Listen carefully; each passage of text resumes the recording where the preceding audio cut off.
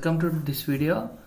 Current పాలిటీకి సంబంధించి ఇటీవల కాలంలో కంట్రోలర్ అండ్ ఆడిటర్ జనరల్గా ఒకరినైతే అపాయింట్ చేయడం జరిగింది. అతని పేరు ఏం పేరు, అతను ఎందుకు అపాయింట్ చేశారు, రాజ్యాంగంలో ఏ భాగంలో ఉంది, ఏ ఆర్టికల్స్ వారికి సంబంధించి ఉన్నాయి, దాంతోపాటుగా ఒక ప్రాక్టీస్ బిట్స్ ఒక సాధారణ లెవెల్ నుంచి గ్రూప్ 1 గ్రూప్ 2 లెవెల్ వరకు ఉన్న ప్రాక్టీస్ బిట్స్ మొత్తం మనం అయితే ఈ వీడియోలో కవర్ చేద్దాం. కరెంట్ పాలిటీ అనే అంశంలో యాక్చువల్ జనరల్గా అయితే పాలిటీలో కాగ్ అనే టాపిక్ ఇంపార్టెంట్. అందులోనూ ఇటీవల వార్తల్లో నిలిచింది అపాయింట్మెంట్ అయితే కాగ్ అయినారు కాబట్టి very very very important topic ఏంటంటే కంట్రోలర్ అండ్ ఆడిటర్ జనరల్. దీనికి సంబంధించి ఫస్ట్ బిట్స్ చేద్దాము.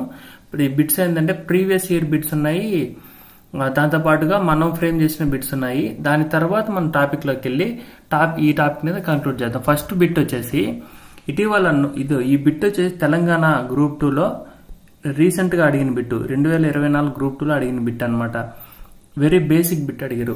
ఏమని అడిగారు, క్రింది వాణిలో నూతనంగా నియమించబడిన controller and auditor general Bharat CAG ఎవరు అని అడిగారు. దానికి ఆప్షన్ ఏంటంటే Girish Chandra Murmu, option B Shashikant Sharma, option C K Sanjay Murthy, option 4 వచ్చేసి సిజి సోమయ్య అనమాట. దీనికి ఆన్సర్ ఏంటంటే కె సంజయ్ మూర్తి గారు.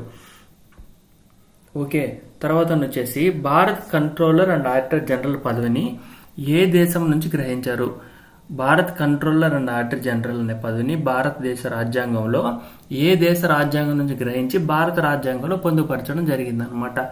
భారత రాజ్యాంగం ఒక ముద్దు పేరులో ఒక పేరు ఏంటంటే భారత రాజ్యాంగం అనేది బ్యాగ్ ఆఫ్ బారోయింగ్స్ అంటారు, అంటే కలగూర గంప అంటారు అనమాట. దాంట్లో అమెరికా నుంచి గ్రహించారా, దక్షిణాఫ్రికా నుంచి గ్రహించారా, బ్రిటన్ నుంచి గ్రహించారా, రష్యా నుంచి గ్రహించారని ఆప్షన్స్ ఇచ్చాడు అనమాట. దానికి ఆన్సర్ వచ్చేసి బ్రిటన్.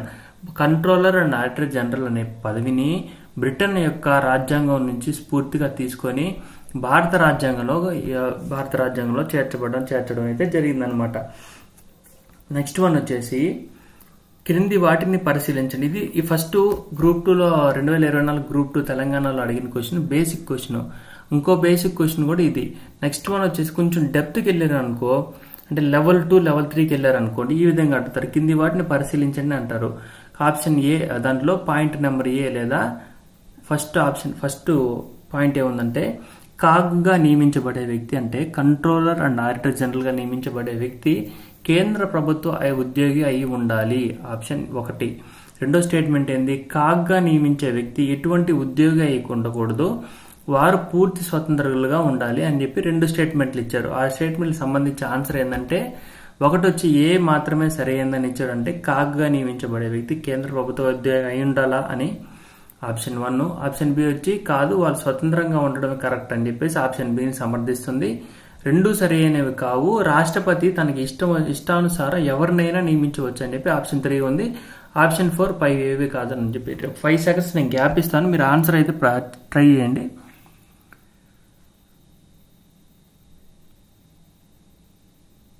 ఓకే, ఇప్పుడు మనం దానికి ఎక్స్ప్లెనేషన్ విందాం. దీనికి ఆన్సర్ ఏంటంటే ఆర్టికల్ నెంబర్ 148 ప్రకారం కాగ్గా నియమించబడే వ్యక్తి సాధారణంగా కేంద్ర ప్రభుత్వ ఉద్యోగి అయి ఉండాలి. ఎవరై ఉండాలి? కేంద్ర ప్రభుత్వ ఉద్యోగి అయి ఉండాలి. మరి ముఖ్యంగా Indian accounting and auditing standards యొక్క ఉద్యోగి అయి ఉండాలి. ఏ ఉద్యోగి ఉండాలి? Indian accounts and audit service ఉద్యోగి అయి ఉండాలి అనమాట. దానికి అప్పుడు మనకి ఆన్సర్ ఏమవుతుంది చెప్పండి. ఆప్షన్ ఏ మాత్రమే కరెక్ట్ అయింది, ఆప్షన్ బి కాదు, ఆప్షన్ సి అయిన 2 సరైనవి కాదు, రాష్ట్రపతి అని ఇష్టం వచ్చిన వాళ్ళు నియమించుకోవచ్చిన ఆప్షన్ కూడా కాదు. ఆప్షన్ ఏంది, కాగ్గా నియమించబడే వ్యక్తి ఆర్టికల్ 148 ప్రకారం ఖచ్చితంగా కేంద్ర ప్రభుత్వంలో అత్యున్నత స్థానాన్ని కలిగి ఉండాలన్నమాట. Okay, very important bit. ఇలాంటి కానీ ఇచ్చారనుకో చాలా చాలా చాలా మంది ఎగిరిపోతారనమాట.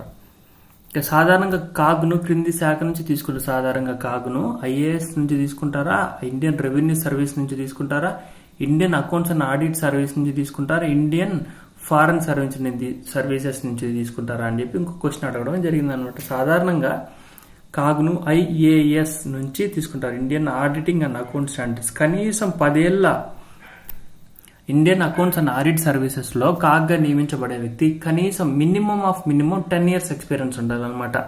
చూడండి, కాగ్ అనేది కన్ఫర్మ్ బిట్టు. దాంట్లో ఎలా అయినా ఇవ్వనండి, 360 degrees లో వాళ్ళు ఎలా అయినా క్వశ్చన్ ఇవ్వండి, మనం ఆన్సర్ పెట్టేటట్టు ఉండాలి. ఎందుకంటే కన్ఫర్మ్ టాపిక్స్ లో కూడా మనం మార్కులు పాంగొట్టుకున్నాం అంటే మనం ఇంకా ఆలోచించుకోవాలా కాంపిటేటివ్ కరెక్టా కాదనేది. ఓకే, కాగ్ యొక్క ప్రమాణ స్వీకారం విషయమై క్రింది వాటిని పరిశీలించండి అని చెప్పేసి కొంచెం డెప్త్ బిట్లు ఇస్తా ఉన్నారు. దానికి వచ్చి స్టేట్మెంట్ ఏమిచ్చాడంటే కాగ్ తన ప్రమాణ స్వీకారంలో రాజ్యాంగానికి కట్టుబడి పనిచేస్తామని ప్రమాణం చేస్తానని స్టేట్మెంట్ ఏ ఇచ్చాడు. స్టేట్మెంట్ బి ఏమిచ్చాడంటే కాగ్ తన ప్రమాణ స్వీకారంలో కాగ్ నియమించబడే వ్యక్తి రాష్ట్రపతి గారు ప్రమాణ స్వీకారం చేస్తారు కదా, ఆ ప్రమాణ స్వీకారం ఎలా ఉంటుందని చెప్పేసి very very very depth UPSC పాయింట్లు అడిగినాను. దానికి స్టేట్మెంట్ బి ఏంటంటే కాగ్ తన ప్రమాణ స్వీకారంలో రాజ్యాంగాన్ని నిలబెడుతా అని ప్రమాణ స్వీకారం చేస్తారని చెప్పి రెండో స్టేట్మెంట్ ఇవ్వడం జరిగింది. దీనికి ఆన్సర్ చూస్తే ఏ కరెక్టా, బి కరెక్టా, రెండు తప్ప పైవేవి కావా అని అడిగారు. దీనికి ఆన్సర్ చేయడానికి మీరు ప్రయత్నం చేయండి. 5 seconds టైం ఇస్తాను, వెంటనే ఎక్స్ప్లెనేషన్ ఇస్తాను, టైం కూడా కాకూడదు కాబట్టి.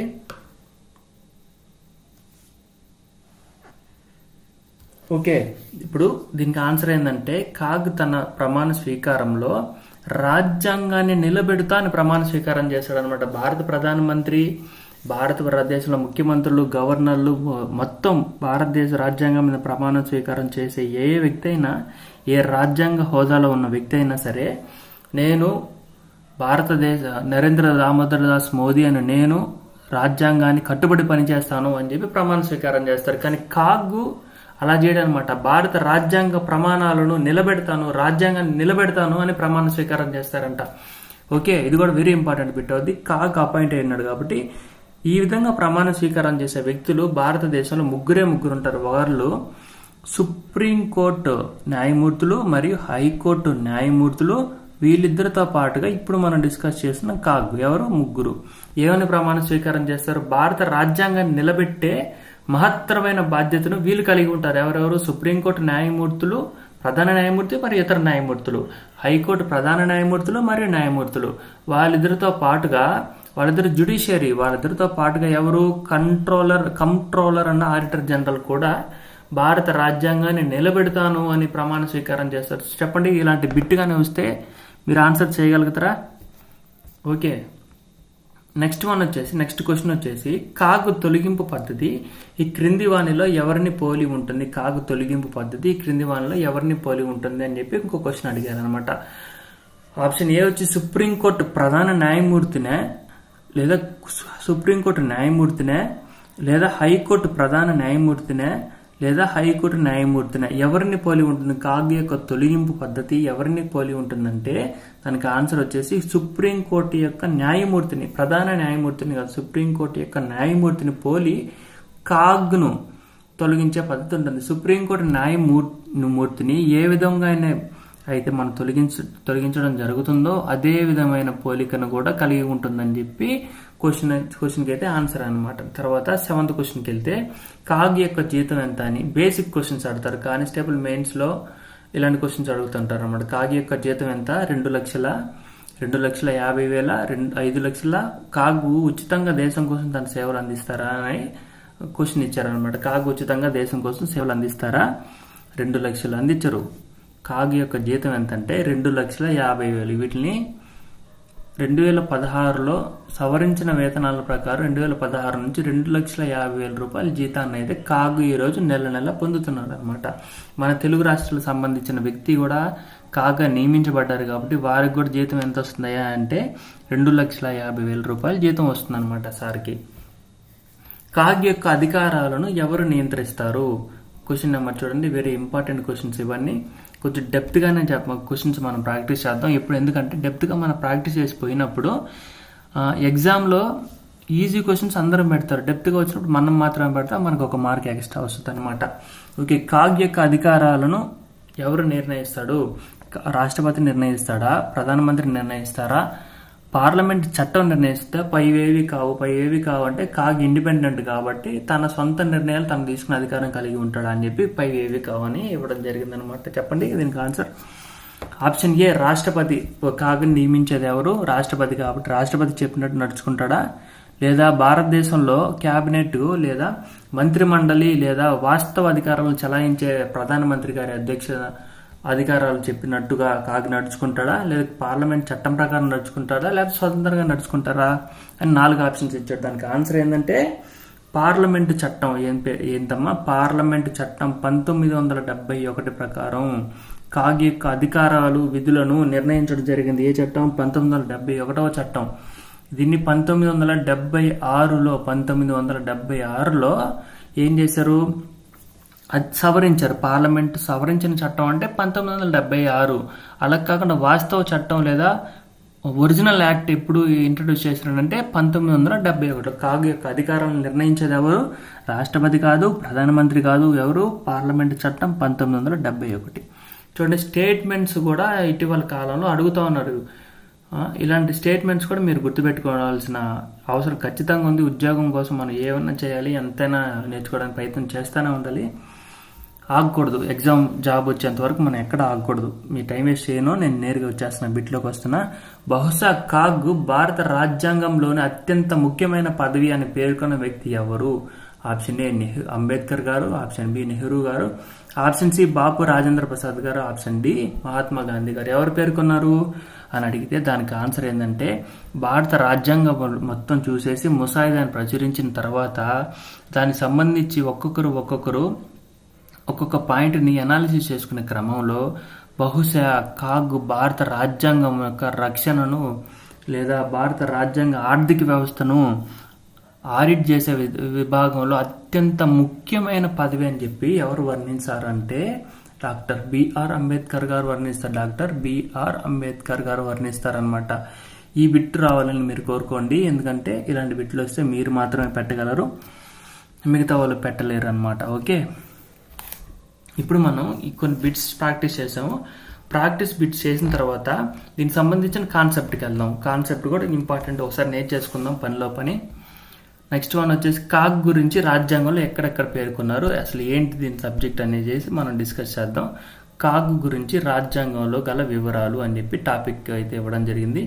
రాజ్యాంగంలోని 5వ భాగంలో ఆర్టికల్ 148 నుంచి 150 వరకు, అంటే ఎన్ని ఆర్టికల్ చెప్పండి? 148వ ఆర్టికలు, 149వ ఆర్టికలు, 150వ ఆర్టికల్. మొత్తం ఎన్ని ఆర్టికల్? 3 ఆర్టికల్ చెప్తున్నాయి. కాగ్ గురించి CAG ఎన్ని పదాలు ఉన్నాయి చెప్పండి? 3. కాబట్టి మొత్తం ఎన్ని ఆర్టికల్స్ ఉన్నాయి? 3. గుర్తుపెట్టుకోవడానికి మీకు ఈజీయే కదా.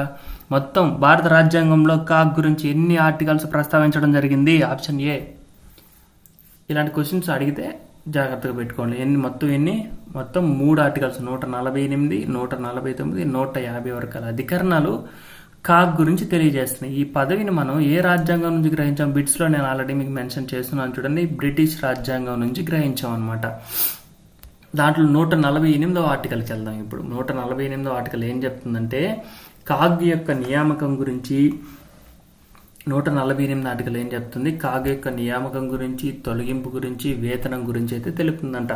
దాంట్లో 148లో కాగ్గా నియమించబడే వ్యక్తి రాష్ట్రపతి ఎదుట కానీ లేదా ఆయనచే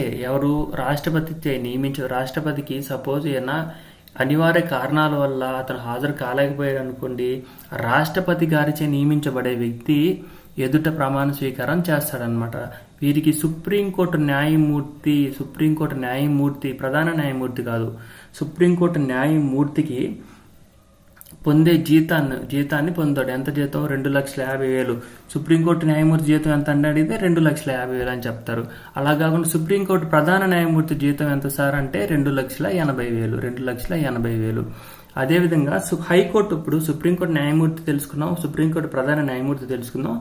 పనిలో పనిగా మీరు హైకోర్టు కూడా తెలుసుకోవడానికి ప్రయత్నం చేయండి. సుప్రీంకోర్టు ప్రధాన న్యాయమూర్తికి ఎంత ఉంటుందంటే సుప్రీంకోర్టు న్యాయమూర్తికి ఎంత ఉందో అంతే హైకోర్టు ప్రధాన న్యాయమూర్తికి ఉంటుంది అనమాట. ప్రధాన న్యాయమూర్తికి ఎంత ఉంటుంది? 2,50,000.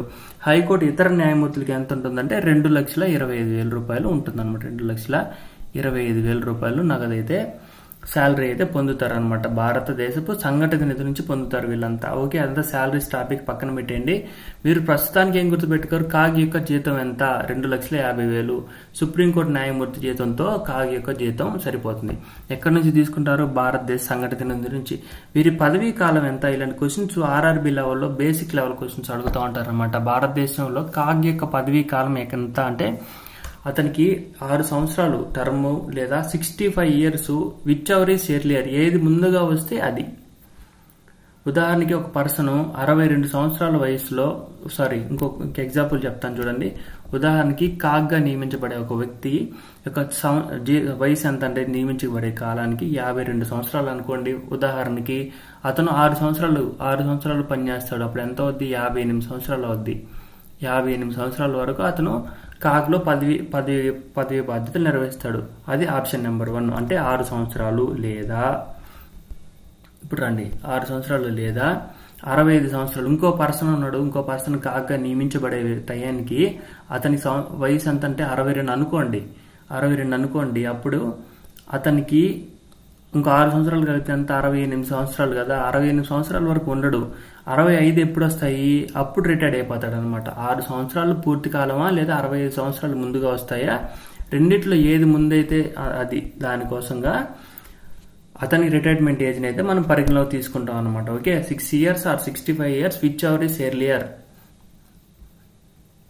అదంతా ఎక్కడ చెప్తున్నారు? ఆర్టికల్ నెంబర్ 148లో కాగ్ యొక్క నియామకం, తొలగింపు, వేతనం గురించి, కాగ్ యొక్క వివరం గురించి రాజ్యాంగంలోని 148వ అధికరణంలో తెలియజేస్తుంది అనమాట. ఒకటి 149వ ఆర్టికల్ ఏంటంటే కాగ్ యొక్క అధికారాలను, విధులను తెలుపుతుంది. కాగ్ యొక్క అధికారాలను, విధులను ఎక్కడ తెలుపుతుందని మనం ఇందాక క్వశ్చన్లో చూసాను, చెప్పండి. 1900 పార్లమెంట్ చేసిన చట్టం 1971లో సవరించిన చట్టం అయితే 1976 ప్రకారం పార్లమెంటులో యాక్ట్ ప్రకారం అయితే నిర్వహిస్తారు. ఓకే, ఇంకొకటి దీనికి సంబంధించి ఆర్టికల్ నెంబర్ 149 ప్రకారం కాగ్ రాజ్యాంగ వ్యవస్థ కానీ ప్రభుత్వంలో అంతర్భాగం కాదు. కాగ్ అయినా ప్రభుత్వంలో కాదు, కానీ రాజ్యాంగంలో అయితే కాగ్ గురించి పేర్కొన్నారు, రాజ్యాంగ వ్యవస్థే. కానీ అతను ప్రభుత్వానికి దానికి సంబంధం ఉండదన్నమాట. కాగ్ ఆయన ఇండిపెండెంట్ గా వర్క్ చేస్తారు కాబట్టి ఎనాలిటికల్ గా క్వశ్చన్ అడిగే అవకాశం ఉందన్నమాట. రాజ్యాంగ వ్యవస్థ, కాగ్ అనే పర్సన్ రాజ్యాంగ వ్యవస్థ, కానీ ప్రభుత్వ యంత్రాంగంలో మాత్రం అంతర్భాగం కాదు. ఒకటి ఫస్ట్ నెంబర్ 1. అందుకని కాగ్ని ఏమంటారంటే, కాగ్ని ఇంపార్టెంట్ భలే పాయింట్ పడుతుంది చూడండి. కాగ్ని ఏమంటారంటే కంట్రోలర్ అండ్ ఆడిటర్ జనరల్ ఏమంటారంటే పార్లమెంటుకు ఏమంటారు? కాగ్ని ఏమంటారు? పార్లమెంటుకు పొడిగించిన చెయ్యి అంటారు. ఏమంటారు? పొడిగించిన చెయ్య. పార్లమెంటుకు పొడిగించిన చెయ్యి ఎవరిని పేర్కొంటారు? ఇప్పుడు మీరు కాగ్ గురించి వీడియో చూస్తున్నారు కాబట్టి కాగ్ అని టక్ అని చెప్పేస్తారు, కానీ మీరు ఎగ్జామినేషన్స్ లో ఇలాంటి బిట్ అడిగి ఖచ్చితంగా కన్ఫ్యూజ్ అవుతారు. పార్లమెంటుకు పొడిగించిన చెయ్యిగా దేన్ని అంటారంటే కాగ్ను అంటారు. కాగ్ను పేర్కొంటారు. ఓకే, వెరీ వెరీ ఇంపార్టెంట్ అవుద్ది. ఇలాంటి క్వశ్చన్స్ ఎగ్జామినేషన్స్ లో రావాలి. వస్తే మీరు మాత్రమే ఆన్సర్స్ పెట్టుకొని బయటికి రావాలి. ఓకే, తర్వాత ఆర్టికల్ వచ్చేసి ఆర్టికల్ 150, 150వ ఆర్టికల్. 150వ ఆర్టికల్ ప్రకారం కేంద్ర రాష్ట్ర ప్రభుత్వాల యొక్క జమా ఖర్చులను 150వ ఆర్టికల్ ప్రకారం కేంద్ర రాష్ట్రాల యొక్క జమా ఖర్చులను